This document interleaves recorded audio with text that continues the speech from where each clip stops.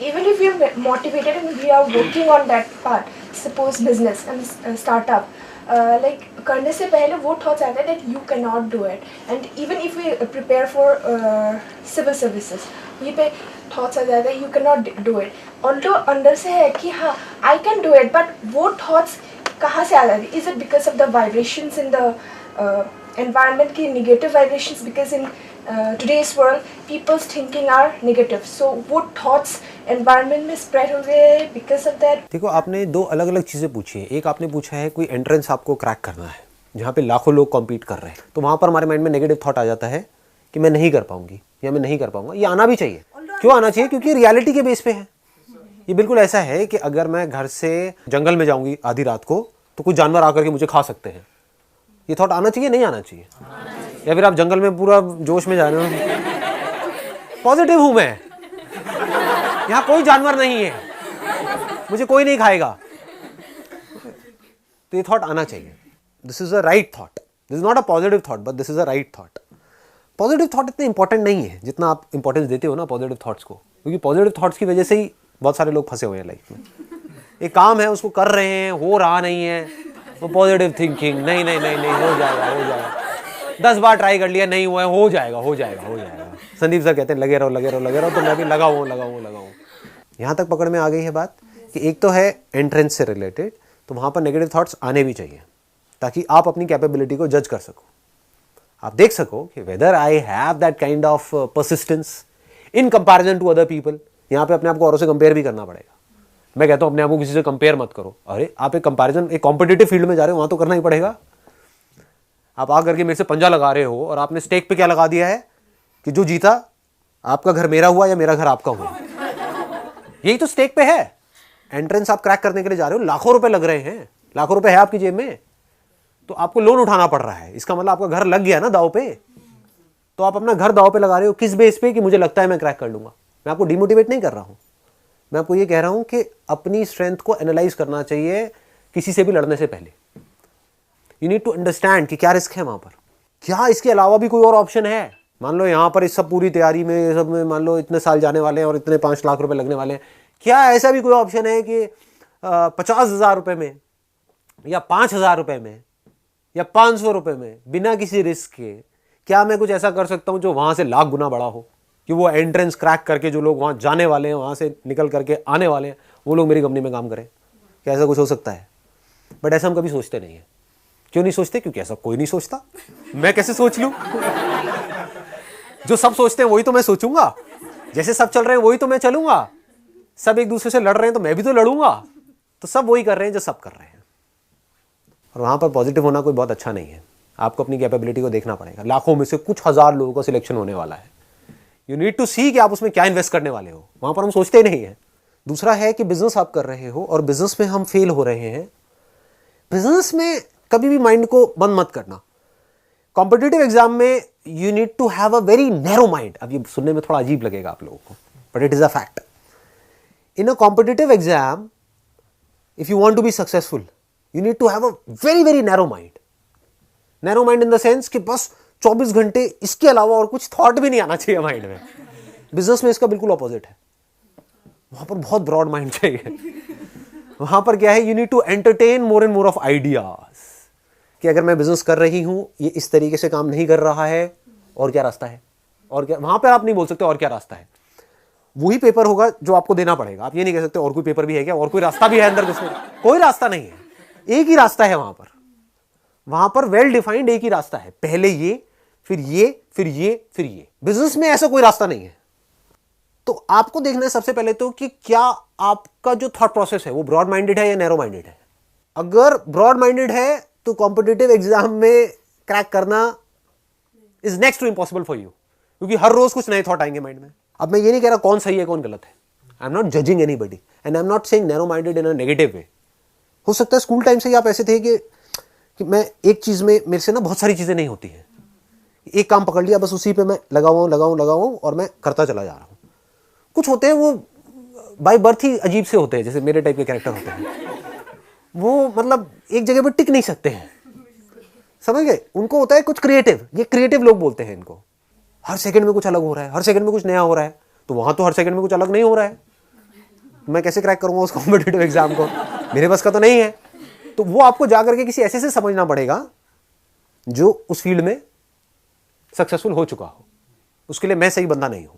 But if you have got a creative mindset, अब वो हर एक का अपना अलग अलग होता है। जैसे होता है ना घर के अंदर कुछ अजीब अजीब सी चीजें आप कर रहे हो कंप्यूटर में, यहाँ पे वहां पे ये वो व्हाटएवर, कि मतलब कुछ भी थॉट्स आते रहते हैं, तो वहां पर तो पूरा खुला हुआ दिमाग चाहिए। कभी भी कोई भी अजीब सा थॉट आ सकता है, उसको आपने इंप्लीमेंट किया, नहीं काम किया, दूसरा किया, नहीं काम किया, तीसरा, अनलिमिटेड रास्ते हैं। उसमें से कौन सा रास्ता काम करेगा कौन सा नहीं ये भी नहीं पता है। वहां पे एक थ्रिल है, मतलब this is an unknown path which looks very dangerous to most people. सबको श्योरिटी चाहिए, अननोन से डर लगता है, पता ही नहीं है कल क्या होने वाला है, इससे डर लगता है लोगों को। तो सबसे पहला स्टेप इसमें ये नहीं आता है कि जोश में आकर के अपना होश खो देना। सबसे पहला है होश में आराम से बैठ करके समझना कि मैं क्या हूं। वो कोई नहीं करता है, क्योंकि आपको कोई और बताता है आकर के कि आप क्या हो। आपको खुद को पता भी है आप क्या हो, दुनिया आपको बताती है कि नहीं तू इस काम में अच्छा नहीं है, तू इस काम में अच्छा है, दुनिया बताती है और आप करने लग जाते हो। आपने बोला ब्रॉड माइंडेड और नैरो माइंडेड पोल्स अपार्ट है, ठीक है सर, लेकिन ब्रॉड माइंडेड मतलब बिजनेस जिस चीज को हम कह रहे हैं उसमें सर लाइक अगर हमारे माइंड में कोई आइडिया आ रहा है और आइडिया पैसे से रिलेटेड है और अभी हम फाइनेंशियली मतलब हम जो हम है फाइनेंशियली स्ट्रांग नहीं है, that's what your question is. नहीं, इसको नैरो अप्रोच कहेंगे। बिजनेस में ऐसा नहीं है कि जो मेरे माइंड में आइडिया आ रहा है उसके लिए मान लो मुझे 2 लाख रुपए चाहिए, तो मेरे घर वाले कह रहे हैं 2 लाख क्या तेरे को 2 रुपए भी नहीं मिलेंगे तो मैं बिजनेस नहीं कर सकती। अगर आप ये कह रहे हो तो ये नैरो माइंडेड अप्रोच है, ये बिजनेस वाली अप्रोच नहीं है। ब्रॉड माइंडेड अप्रोच का मतलब क्या है, 2 लाख छोड़ मैं तो 2 रुपए से शुरू करूंगी। That is broad minded, that is entrepreneurship. कुछ भी नहीं है तो 2 रुपए भी नहीं है सर, 1 रुपए भी नहीं है तब भी होता है। बिजनेस का पैसे से कोई कनेक्शन नहीं है। तो जैसे मैं वेडिंग प्लानिंग का एक बिजनेस करना चाहती हूँ लेकिन मैं सीए कर रही हूँ। अब आपने जो एग्जांपल दिया है मैं उसी से रिलेटेड आपको अभी बता देता हूँ। ये काम बिना पैसे के कैसे कर सकते हो। आप 100-200 रुपए अपने किसी फ्रेंड से ले सकते हो। अगर फेल हो गया प्लान तो उसे भी तो वापस करने पड़ेंगे, वो कहाँ से लाऊंगी। 100-200 रुपए भी नहीं, अरे 100 रुपए दो यार। सुनो, अब मैं ये कह रहा हूँ आप सीए कर रहे हो, करते रहो, साथ साथ में ब्रॉड माइंडेड अप्रोच आपको बता रहा हूँ क्या होती है। अगर मैं आपकी जगह होऊंगा तो मैं क्या करूँगा, as simple as that. Wedding planning में मेरे को आइडिया आ रहा है और अंदर से आ रहा है, पहले तो मैं ये देखूंगा कि क्या एक्चुअल में आ रहा है या मैं बस वैसे ही कि मैंने बैंड बाजा बारात देखी और ये देखा तो मैं वैसे ही एक्साइटेड हो रही हूँ कि हाँ मैं भी कर लेती हूँ, नहीं भी किया तो कोई फर्क नहीं पड़ता है। वेडिंग प्लानिंग में क्या होता है, रोज कुछ नया करना होता है, क्रिएटिव होता है, प्लस बहुत ज्यादा उसके अंदर स्ट्रेस होता है। मतलब कि और मुझे मजा ही स्ट्रेस में आता है, मजा ही वहां पर आता है जहां पर प्रेशर बहुत ज्यादा हो। That's why I want to do it. तो आपको ये क्लियर हो गया कि मुझे ये करना है। अब सवाल आता है कैसे करोगे और फ्री में कैसे करोगे। 100-200 रुपए के अंदर आपके छपे विजिटिंग कार्ड, आप बन गए wedding planner. As simple as that. आपके विजिटिंग कार्ड बन गए, फाउंडर एंड सीईओ व्हाटएवर जो भी आपकी कंपनी का नाम है, ठीक है, आपका एक बन गया विजिटिंग कार्ड, बन गया, उसमें आपका नाम आ गया। आपने क्या किया, जो वेडिंग प्लानिंग कंपनीज है उनसे जाकर के टाइप किया। आता हुआ बिजनेस किसको बुरा लगता है। 100 रुपए आपके लगे विजिटिंग कार्ड के अंदर, बाकी के बचे 100 रुपए, ठीक है, 200 रुपए में काम शुरू हो रहा है। आपने क्या किया, गूगल एडवर्ड्स के ऊपर अपना एक अकाउंट क्रिएट किया। वहां पर कोई भी अगर सर्च करता है वेडिंग प्लानर तो वहां पर आपकी ऐड आएगी। जब ऐड दिखती है तो उसके पैसे नहीं लगते हैं, तो वहां पर जब ऐड दिखेगी तो आपने अपना मोबाइल नंबर दे दिया, तो उन्होंने अगर आपको देख करके ऐड कॉल कर दिया तो फ्री में आपके पास में एक लीड आ गई। बट अगर उन्होंने क्लिक किया तो 10 रुपए लगे या 5 रुपए लगे मान लो। उसमें भी वर्ड्स होते हैं, हम कैसे चूज करते हैं। तो आपने ऐसे वर्ड्स चूज किए जो सस्ते हैं, वो थोड़े लंबे वर्ड्स होते हैं, ठीक है, जिसमें कंपटीशन कम होता है। ऐसे वर्ड्स होते हैं जो सस्ते होते हैं। तो आपने वो सस्ते वर्ड चूज करे कि अगर किसी ने सर्च किया मान लो वेडिंग प्लानर्स इन, ज्यादातर हो सकता है जो बड़े वेडिंग प्लानर्स होंगे वो सिलेक्ट करेंगे वर्ड वेडिंग प्लानर्स इन गुड़गांव, वेडिंग प्लानर्स इन दिल्ली। आपने क्या सिलेक्ट किया, आपने एरिया सिलेक्ट कर दिया, क्योंकि कोई ये भी तो सर्च कर सकता है ना वेडिंग प्लानर इन मान लो दिलशाद गार्डन। तो वो कोई कीवर्ड किसी ने नहीं पकड़ा होगा, तो उसमें कंपटीशन कम होगा। तो वो आपको कितने का मिल गया, 5 रुपए का मिल गया। तो वहां से अगर 20 क्लिक हुए तो 20 क्लिक होने का मतलब क्या है, कम से कम 200 लोगों ने आपकी ऐड देखी। उस 20 क्लिक में से मान लो आपके पास में एक भी कॉल आई, आपके पास में विजिटिंग कार्ड्स हैं या 2 कॉल्स भी आपके पास में आई, तो आपका काम शुरू हो चुका है। पीछे से आपने किसी और से टाइप किया हुआ है कि अगर ये काम मिल गया तो करोगे आप, नाम होगा हमारा, उसमें इतना % हमारा होगा, इतना आपका होगा। अगर आपको मीटिंग के लिए जाना है तो जिससे आपने टाइप किया उनको आप साथ ले जा सकते हो। तो आपके पास में पूरी की पूरी टीम है कि हम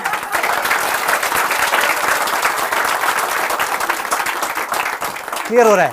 ऐसे शुरू करते हैं काम को। और अगर वहां से कहीं से कोई काम मिल भी गया, आपके पास विजिटिंग कार्ड तो है ही, कोई भी आपसे पूछता है आपके रिलेटिव में क्या करते हो, I am doing this wedding plan, उनको थोड़ी पता है आप कहाँ हो कहाँ नहीं, उनको थोड़ी पता है कि ये 100 रुपए में काम शुरू हुआ है। उनके लिए तो आप हो। और अब आपको क्या चाहिएगा? प्रोफाइल चाहिएगी, क्योंकि जाते हो सबसे पहला क्वेश्चन आपसे ये पूछेंगे आपने क्या किया है। तो जिनसे आपने टाई अप किया है उनकी प्रोफाइल आपकी प्रोफाइल, क्योंकि करेंगे तो वही ना। तो आप दिखा सकते हो, देखो ये वेडिंग हमने मैनेज करी है। समझ गए?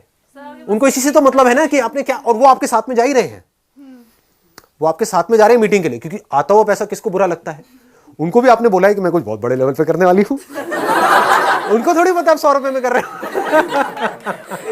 उनको बोलना है कि मेरा बहुत बड़ा सर्कल है। अब हल्के फुल्के जो झूठ होते हैं ना, these are called harmless lies. यहां पर कुछ जाता नहीं है, नाम आपने अपना बना लिया और उनकी सिर्फ दिखाई नहीं, क्योंकि एक्चुअल में वही काम करने वाले हैं। तो उनकी प्रोफाइल आपकी प्रोफाइल, क्योंकि करने वाले तो वही है ना। आपको कोलैबोरेशन हो गया। कैसे हो गया? फ्री में हो गया।